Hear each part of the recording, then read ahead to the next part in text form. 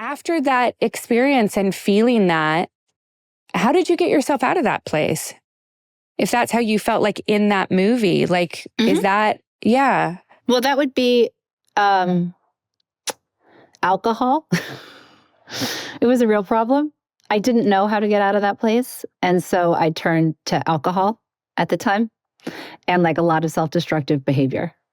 And I didn't know. And I made a ton of mistakes. And then I hit a bottom. And then I got into therapy. And then I started figuring it out. But so for me, I don't have a great story of like, and then I really got into meditation or green juices, or it was like I had to fight an addiction for a while because I couldn't get out of my head. I couldn't get out of my way. I couldn't stop being mean to myself. And so I needed a lot of outside help with that.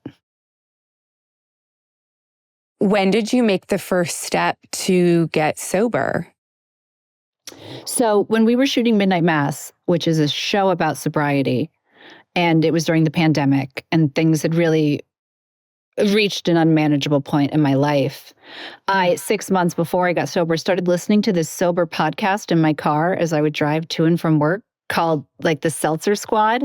And it was just two chicks talking about sobriety. And I was still drinking this whole time. But that's when I started going, that's pretty weird. Like, it's weird that you listen to this every week, but you're still drinking. But that's cool. I don't know, whatever.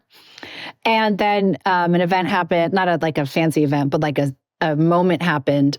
And Mike, who had been sober, I think, for 2 years at that point, kind of sat me down. And he was like, hey, I've been waiting for you to come to this on your own. But as your partner, I need to tell you it's time.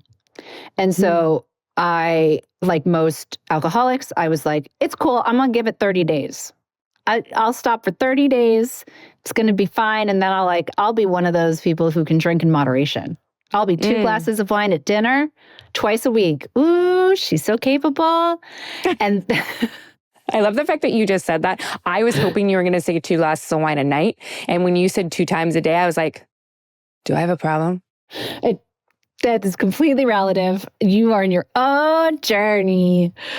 So when I stopped drinking, almost immediately, everything in my life got exponentially better. Was it instantaneous that things got better, or was it, 2 weeks to 30 days? Let's see. Well, let's say it took about a week for all of the alcohol to get out of my system. Okay. Right. So I had a hangover that lasted a handful of days.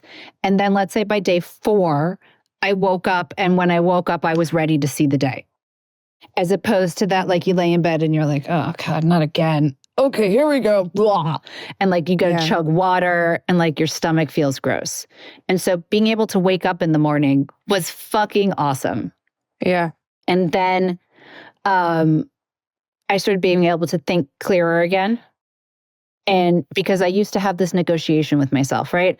Where I was like, I'm going to go home and I'm going to allow myself 1 drink before I go to bed. But if it's wine, it's not really a drink. So 2 glasses of wine is equal to 1 old fashioned. So I'll do 2 glasses of wine and then it'll be fine. And then I'm like, but I'm at dinner, so I'm allowed to have like a Baileys and coffee at the end because like it's dinner, it's not at home.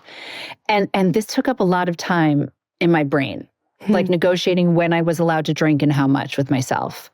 Yeah. Once I took that out of my brain, it just wasn't a thing. It wasn't all sunshine and moonbeams. Occasionally the impulse would come up really hard. And I had a handful of people I could call, like my husband, obviously, and be like, can you just talk to me through the next 20 minutes until I can get through this? And then after Midnight Mass finished and I stayed sober, I was lucky, like blessed by the universe to do this movie called Hypnotic. Not a great film, but I did my best. And I met a huge sober community. The directors were sober and my co-star was sober. And that made all the difference. And then we started doing weekly check-ins with each other. But sleep got better, my health got better, my skin got better, my work ethic got better, my acting got better, my presence, like being able to be present with my children got better, my self-esteem got better. Like I would just storm around being like, self-esteem is made by estimable acts. That's it. And I would just like, what is something good I can do today to make me feel good about myself? Who can I help? What can I do? And little by little, I made these choices over and over again where I did the right thing just because I did the right thing for selfish reasons. And then that started to feel good. And then, yeah, I think people throw around the phrase one day at a time a lot without knowing what that means. Yeah. And so for me, that's what one day at a time looked like. Huh. Until it became a habit.